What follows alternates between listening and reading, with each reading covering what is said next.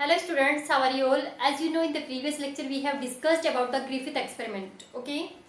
तो आज जो हम डिस्कस करने वाले हैं वो सेकेंड एक्सपेरिमेंट है, Hershey and Chase experiment to prove that DNA is the genetic material.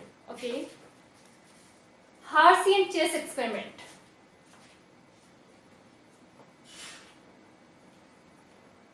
हार्सी and Chase experiment.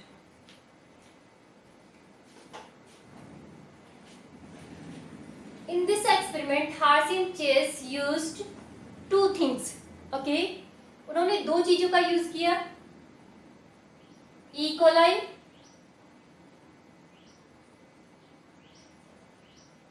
Bacteria and T2 phase. Okay, ये जो T2 फेज है, इट इज अ वायरस और इस वायरस में क्या है, प्रोटीन कैप्सिड. ठीक है, polygonal protein capsid.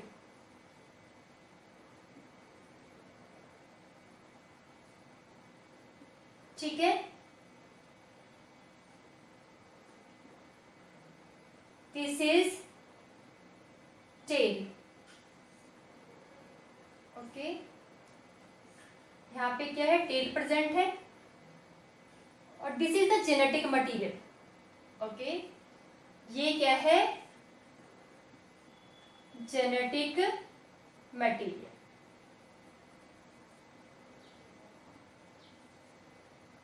DNA. Okay, तो हार्सी एंड चेस ने ये किया, दो चीजों का यूज किया, टू थिंग्स उन्होंने ली, ई कोलाई लिया और T2 फेज वायरस लिया. ये उस वायरस के स्ट्रक्चर हैं. ठीक है, देन इस वायरस से ई कोलाई को इन्फेक्टेड कराया. ओके, इस वायरस से ई कोलाई को इन्फेक्टेड कराया. और जब कोई भी वायरस किसी भी होस्ट को इन्फेक्ट करता है तो कितने स्टेप में इन्फेक्शन कॉज करता है. सबसे पहला जो स्टेप होगा बच्चों, दैट इज एड्सॉर्प्शन. ठीक है,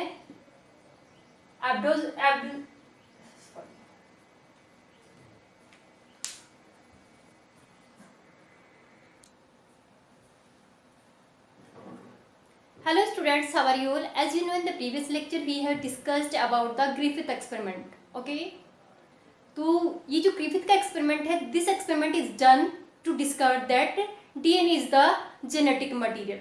ठीक है, अब हम जो डिस्कस करने वाले, this is the second experiment to prove that DNA is the genetic material. Okay, और ये जो सेकेंड एक्सपेरिमेंट है, ठीक है, it is a confirmation experiment. Okay, and done by Hershey and Hershey and Chase experiment. Okay, Hershey and Chase का जो experiment है बच्चों, ये इसमें इन्होंने क्या किया, टू थिंग्स को यूज किया. ठीक है, टू थिंग्स को यूज किया और वो क्या थे बच्चों, bacteria, E coli bacteria and T2 phase virus. ये क्या है, वायरस. ओके, और वायरस में क्या है, वायरस में प्रोटीन कैप्सिड है, केवल दो ही चीजों से बना होता है ये. ठीक है, दिस इज पॉलीगोनल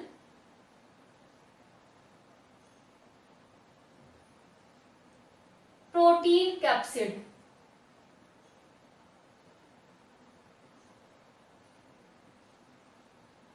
ओके, ये क्या है बच्चों, ये इसकी कॉलर रीजन है और ये क्या है, टेल. ओके, ये क्या है, टेल. एंड यहां पे क्या प्रेजेंट है, जेनेटिक मटेरियल.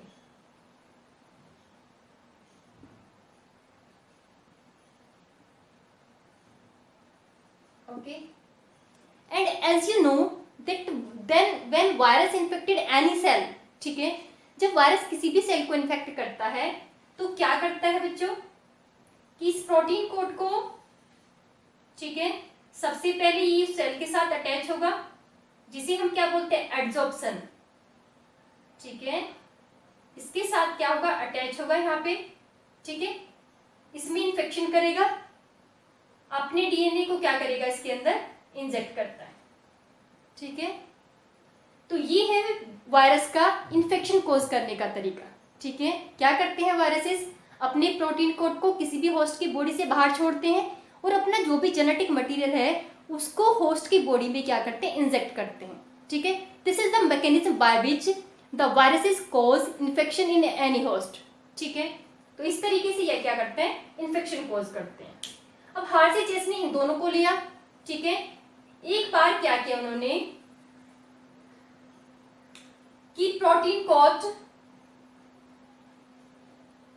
ऐसे कल्चर मीडियम में इनको ग्रो कराया, कल्चर मीडियम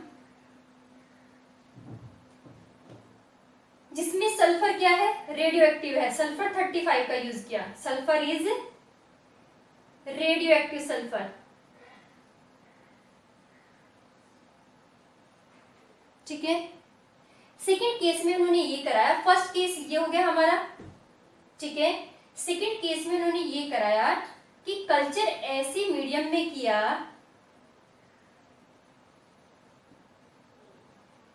जिसमें फोस्फोरस क्या है, फोस्फोरस 32, ठीक है, जिसमें फोस्फोरस क्या है is radio active,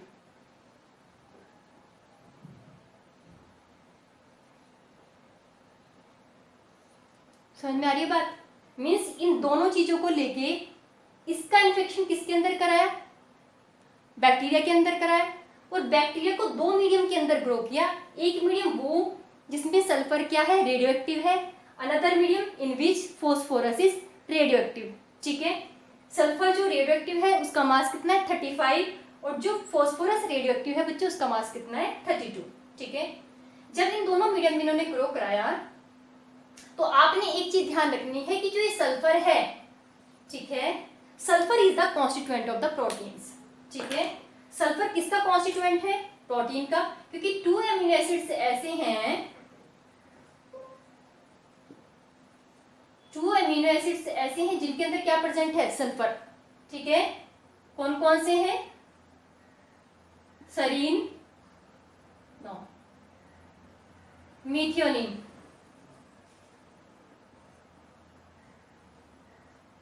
मीथियोनिन and another is histidine, ठीक है। ये तो अमीनो एसिड ऐसे हैं बच्चों जिनके अंदर सल्फर प्रेजेंट है, ठीक है। जब अमीनो एसिड के अंदर सल्फर प्रेजेंट है तो अमीनो एसिड क्या फॉर्मेशन करते हैं, प्रोटीन का फॉर्मेशन करते हैं, ठीक है। मीन्स सल्फर किसका कॉन्स्टिट्यूएंट है, it is the constituent of the protein code, ठीक है। तो यदि आप रेडियोएक्टिव सल्फर का यूज करेंगे तो ये कहा जाएगा it goes into the protein code of the viruses, ठीक है, ये प्रोटीन कोड के अंदर जाएगा। और यदि आप रेडियोएक्टिव फास्फोरस का यूज करते हैं तो फास्फोरस किसके अंदर प्रेजेंट होती है, न्यूक्लिक एसिड के अंदर, ठीक है। फास्फोरस कहाँ का किसका कॉन्स्टिट्यूएंट है, it is the constituent of the nucleic acid, तो ये किस में जाएगी रेडियोएक्टिव आपकी phosphorus, it goes into the nucleic acid, ठीक है, और जेनेटिक मटेरियल।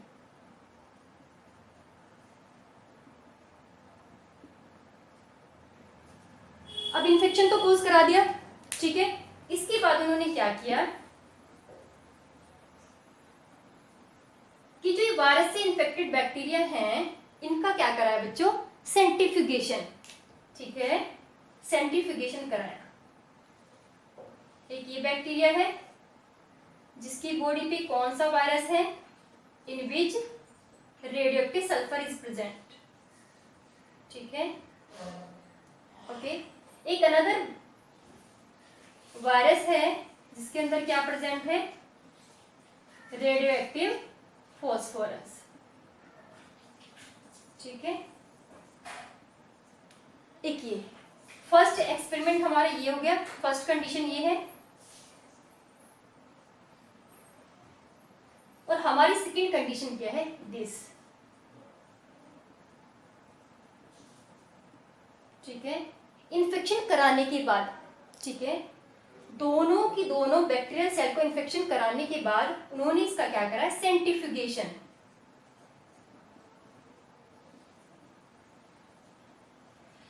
ठीक है, टेस्ट ट्यूब में ले लिया दोनों को और क्या कराया बच्चों, सेंट्रीफ्यूगेशन। सेंट्रीफ्यूगेशन कराने के बाद इन्होंने ऑब्जर्व किया कि जो बैक्टीरिया है वो कहाँ रहते हैं, नीचे पैलेट फॉर्म में, ये क्या है, पैलेट्स में रहेंगे, और यहाँ पे क्या रहेगा, ऊपर की साइड में प्रोटीन कॉट। ठीक है, सुपरनेटेंट में आपका क्या रहेगा, सुपरनेटेंट प्रोटीन कॉट।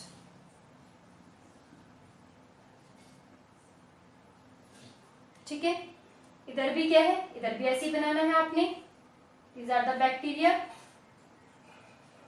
ठीक है, और यहाँ पे क्या है, पेलेट में प्रोटीन कॉट। ठीक है, जब इनको यूवी रेज से ट्रीट कराया, ठीक है, यूवी रेज से ट्रीट कराने के बाद उन्होंने ऑब्जर्व किया कि वो बैक्टीरिया जिनको हमने इन्फेक्शन कराया किसके थ्रू, जिनमें क्या प्रेजेंट है, रेडियोएक्टिव सल्फर। ठीक है, उसमें रेडियो एक्टिविटी कहाँ पे आई, प्रोटीन कॉट में। ठीक है, रेडियो एक्टिविटी कहाँ थी,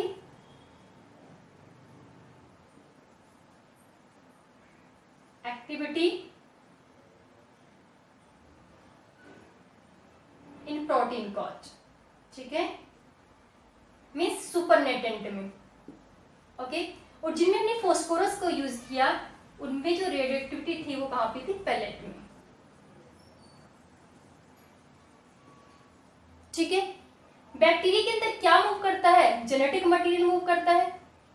ठीक है, क्योंकि प्रोटीन कोट जब भी वायरस इन्फेक्शन कोज करते हैं तो कहाँ छोड़ते हैं, होस्ट की बॉडी के बाहर। ठीक है, इट मीन्स जो भी जेनेटिक मटेरियल है वो क्या है, phosphorus.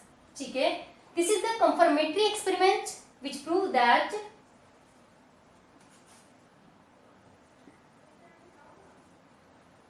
DNA is the genetic material. Okay बच्चों, डीएनए क्या है, जेनेटिक मटेरियल है, इससे ये प्रूव हो गया। तो हमने क्या बताया बच्चों कि हार्सी एंड चेस ने क्या किया, दो चीजों को यूज किया, E coli and T2 phase virus. ठीक है, टी2 फेज वायरस की स्ट्रक्चर क्या है, उसमें एक प्रोटीन कोट है और क्या जेनेटिक मटेरियल प्रेजेंट है। जब भी वायरस किसी भी सेल को या किसी भी होस्ट को इन्फेक्ट करते हैं तो क्या करते हैं बच्चों, अपना प्रोटीन कोट को क्या करते हैं, होस्ट की बॉडी के बाहर छोड़ते हैं और अपनी जेनेटिक मटेरियल को उसके अंदर इंजेक्ट करते हैं। ठीक है, जब हमने वायरस से इन्फेक्ट कराया बैक्टीरिया को, ठीक है, तो कैसे कल्चर मीडियम में उनको इन्फेक्शन कोज कराया, एक के अंदर तो एक तो ऐसे कल्चर मीडियम में कराया जिसमें क्या है, रेडियोएक्टिव सल्फर प्रेजेंट है, और सल्फर किसका कॉन्स्टिट्यूएंट है, प्रोटीन्स का कॉन्स्टिट्यूएंट है। तो यदि आप रेडियोएक्टिव सल्फर का यूज करोगे तो सुपरनेटेंट लिक्विड में क्या होगी, सुपरनेटेंट में क्या आएगी, रेडियोएक्टिविटी। ठीक है, और यदि हम रेडियोएक्टिव फास्फोरस का यूज करते हैं तो ये किसके अंदर आएगी, पेलेट के अंदर, मतलब बैक्टीरिया के अंदर। और बैक्टीरिया के अंदर क्या मूव करता है, only genetic material. It prove that DNA is the genetic material. Okay बच्चों, इसके बाद है हमारा कि यदि हम कंपेयर करें डीएनए वर्सेस आरएनए। ठीक है, यदि हम डीएनए को और आरएनए को कंपेयर करते हैं तो हम ऑब्जर्व करते हैं कि डीएनए वर्सेस आरएनए,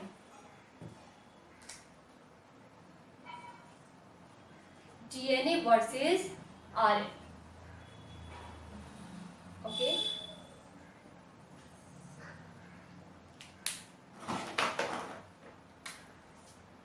यदि हम क्या करते हैं, स्टेबिलिटी की बात करते हैं,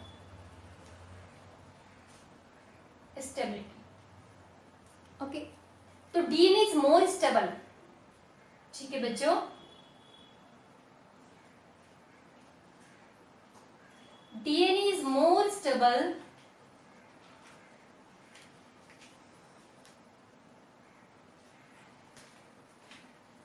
देन आरएनए।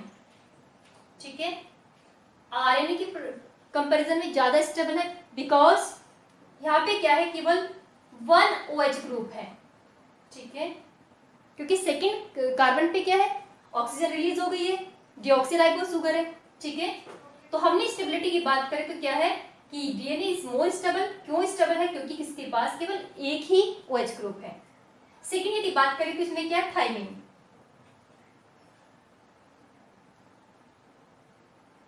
क्या प्रेजेंट है इसमें, थाइमिन, ओके। आरएनए में क्या है, 2 OH ग्रुप प्रेजेंट है, जिसकी वजह से क्या, लेस स्टेबल, अनस्टेबल नहीं बोलेंगे, क्या है, लेस स्टेबल है। और इसमें थाइमिन की जगह पे क्या है, यूरासिल है, और इसकी वजह से भी क्या है, इसकी स्टेबिलिटी कम है, ठीक है। इसके बाद हम म्यूटेशन की बात करते हैं, ठीक है। कि म्यूटेशन की बात करें तो डीएनए में भी म्यूटेशन होता है और आरएनए में भी म्यूटेशन होता है, लेकिन म्यूटेशन की रेट यदि देखी जाए तो आरएनए में ज्यादा है, क्योंकि ये लेस स्टेबल है, ठीक है। The rate of mutation is high, ठीक है, इज हाई, ओके बच्चों। रेप्लिकेशन की बात करें तो डीएनए और आरएनए दोनों क्या करते हैं, रेप्लिकेट करते हैं,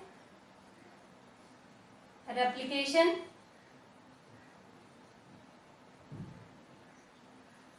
तो डीएनए भी रेप्लिकेट करता है और आरएनए भी क्या करता है, रेप्लिकेट, ओके। एक्सप्रेशन की बात करें, ठीक है, एक्सप्रेशन,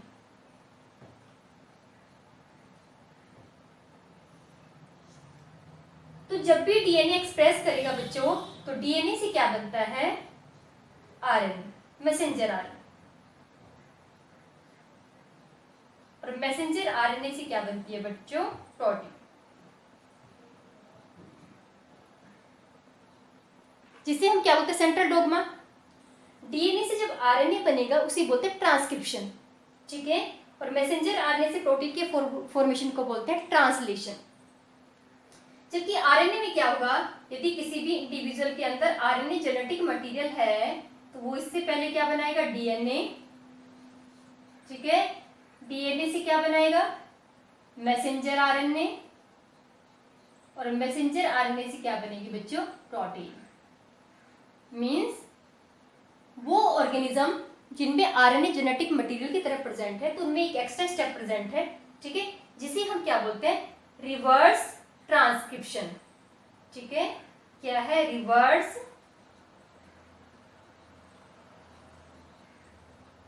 ट्रांसक्रिप्शन।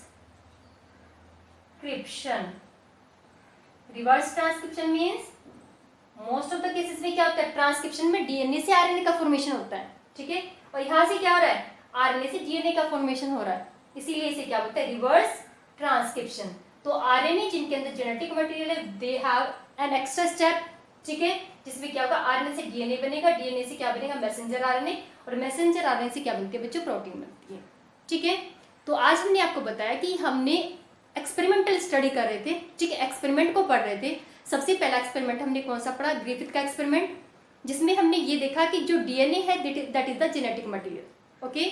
नेक्स्ट जो हमने एक्सपेरिमेंट पढ़ा दैट इज हार्सिंग चेस का एक्सपेरिमेंट, ओके, इंपॉर्टेंट है ये दोनों एक्सपेरिमेंट। और हार्सिंग चेस ने क्या किया था बच्चों, उन्होंने एक बार ली रेडियोएक्टिव सल्फर और एक बार रेडियोएक्टिव फॉस्फेट, ठीक है, और इन्हें कल्चर मीडियम में डाल के, ठीक है, किसको ग्रो कराया, उसके अंदर बैक्टीरिया को ग्रो कराया, और इन्फेक्शन किससे कराया बच्चों, वायरस से, ठीक है।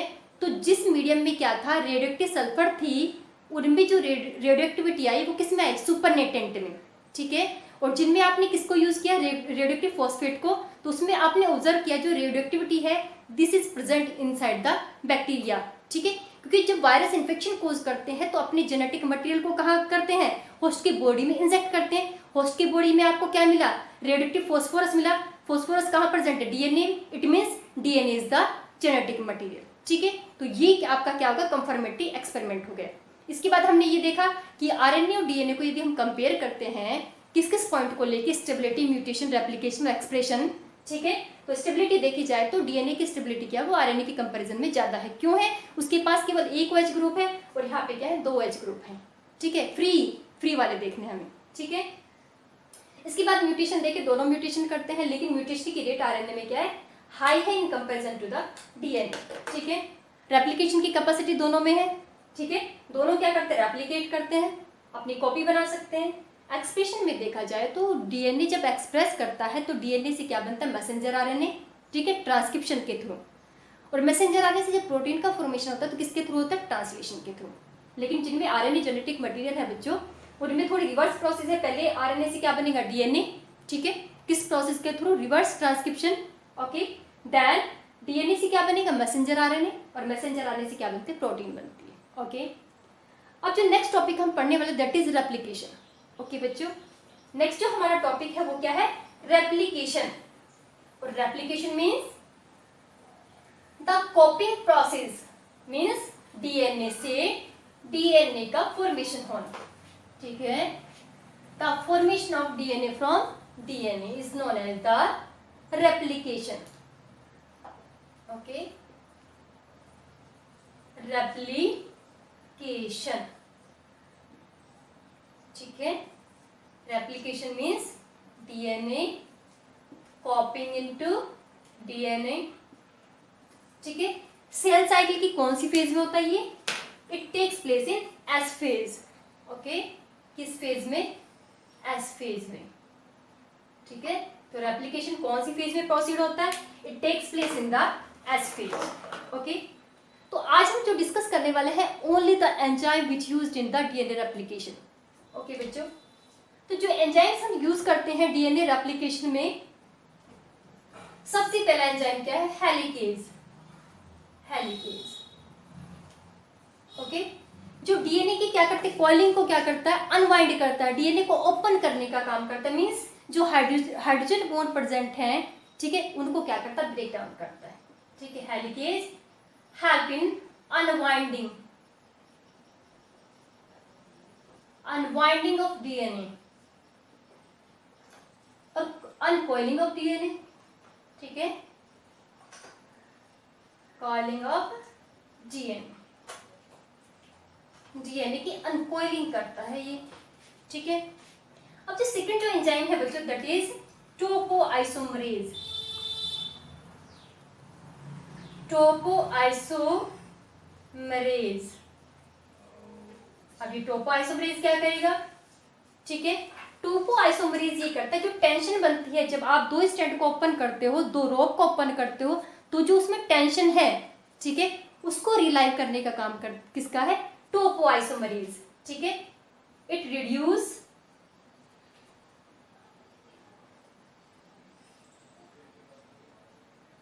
The tension in the strand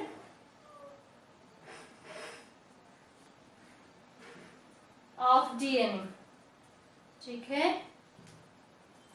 अब क्योंकि दोनों स्ट्रैंड इसने ओपन कर दिए, इसने वो जो टेंशन बनी थी उसको रिलाइव करता है, रिलाइव कैसे करता है, ब्रेक डाउन करता है, जोड़ता है, ब्रेक डाउन करता है, स्ट्रैंड को जोड़ता है, जिससे टेंशन क्या होती है, रिलीज हो जाती है, ठीक है। इसके बाद जो नेक्स्ट एंजाइम है that is single stranded binding protein, okay. Next जो एंजाइम है that is single stranded binding protein, ठीक है। ये दो स्ट्रैंड है डीएनए के, ओके बच्चों, ये अनवाइंड हो गए हैं, यहाँ पे टेंशन बनी थी उसको रिलाइव किया टोपोआइसोमरेज ने, इस स्ट्रैंड के ऊपर कुछ प्रोटीन बाइंड करती हैं जो इससे स्टेबिलिटी प्रोवाइड करती हैं, ठीक है, उन्हें बोलते हैं single standard binding protein,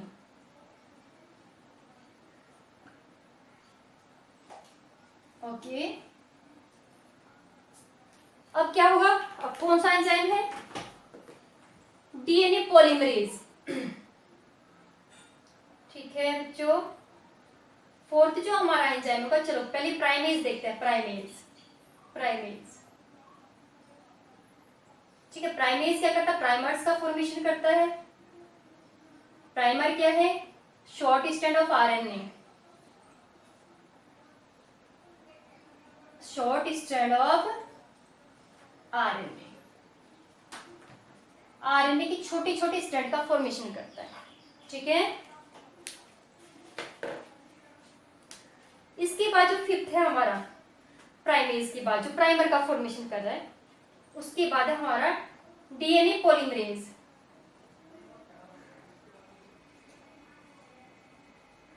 DNA polymerase third, ठीक है, जो क्या करता है पॉलीमराइजेशन,